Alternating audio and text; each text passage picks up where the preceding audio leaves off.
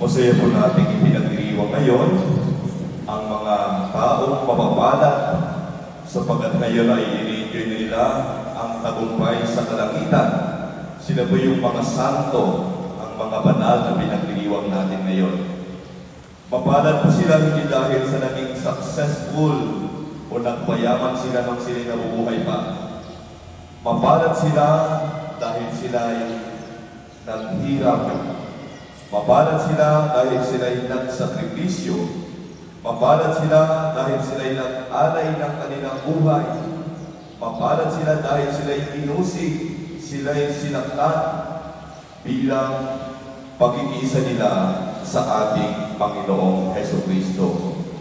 At dahil nakiisa sila sa naging buhay ni Kristo nung sila ay nabubuhay pa dito sa lupa, kaisa na rin sila sa tagumpay ng ating Panginoong Hesus sa buhay na walang hanggan sa langit. Kung sila dito ay nagtiis ng matinding pasakit, sakripisyo, pero ngayon sa kalangitan sila po ay nabuhay na ng walang hanggang kaligayahan, kapiling ang ating Panginoon. Sinasabi ko sa ating unang pagbasa sa aklat ng pahayag na napakarami sila, napakarami nilang mga banal, mga santo mula sa iba't ibang lipi at bansa at sila'y nakadamit ng puti.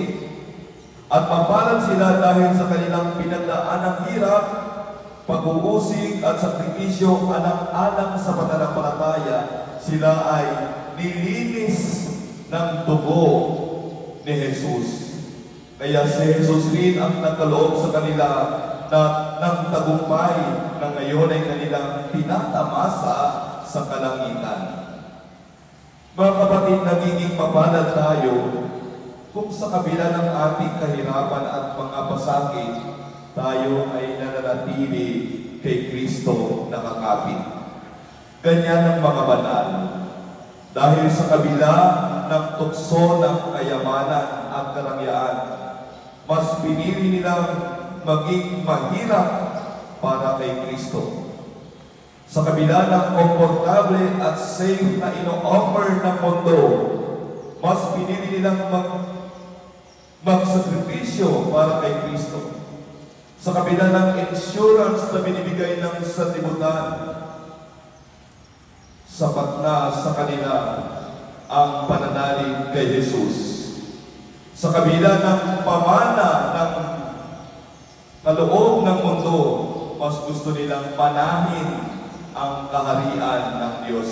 Sapagat para sa mga banal, ang pagiging mapalad ay ang pamumuhay at pagkilala kay Jesus na siyang tanging daan patungo sa buhay na walang hanggang kaligayahan sa langit.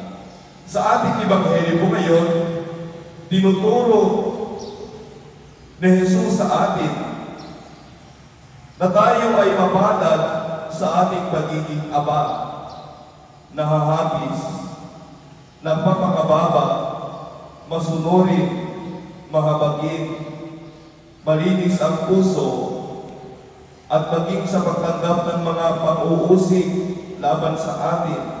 Sapagkat sa mga ganitong pamumuhay tayo tumatawa at nakikiisa kay Jesus. Sa ating pagiging aba, si Jesus lang ang ating kakapitan. Sa ating hapis, si Jesus lang ang inaasahan nating magpapasaya sa atin. Sa ating kababaan, si Jesus lang ang babangon sa atin. Sa pag-uusig sa atin, si Jesus lang ang tatawagan natin na siyang magtatanggol sa atin. At ang ating walang tigil na pagtawag sa pagkapit kay Jesus, sa kabila ng ating mga pinagdadaanan, ay tanda ng ating pagkikiisa sa Kanya. Kaya kung ang ating sakripisyo ay pakikiisa kay Jesus, asahan po natin na tayo rin ay makikiisa sa Kanyang tagumpay. Kaya para sa atin na sa kayamanan at kapangyarihan lang ang pagiging mapalad, malabo na makilala sa atin si Jesus. Malabo rin na tahakin ang buhay na walang hanggan. Kaya ang nagpapaliwanag lang sa atin Kung ang nagpapaliwanag lang sa atin ay ang yaman ng mundo, mawawala at maglalaho rin ang ganito. Ngunit kung ang nagpapaliwanag sa atin ay si Jesus, tayo po ay nakakatiyak sa walang hanggang kaligayahan sa langit. Mga kapatid, tulad ng mga banal, sikapin natin na ang ating pamumuhay ay pagkilala kay Jesus araw-araw. Kaya nga mapalad tayo kahit tayo'y nakakaranas ng pasakit, sapagkat ito po yung nagiging paraan para kilalanin natin si Jesus. Mapalad tayo kung may nagagawa tayong kabutihan, kung tayo may natutulungan bilang pagkilala kay Jesus, at bilang sa mga gawain ito, nakikilala at nakikita sa atin si Kristo. Sa ating pagkilala at pagkikisa kay Jesus sa ating pamumuhay, mapalad tayo sapagkat tayo mismo ay kikilalanin ng Diyos kabilang sa mga banal sa langit na siyang ating pinakatagumpay.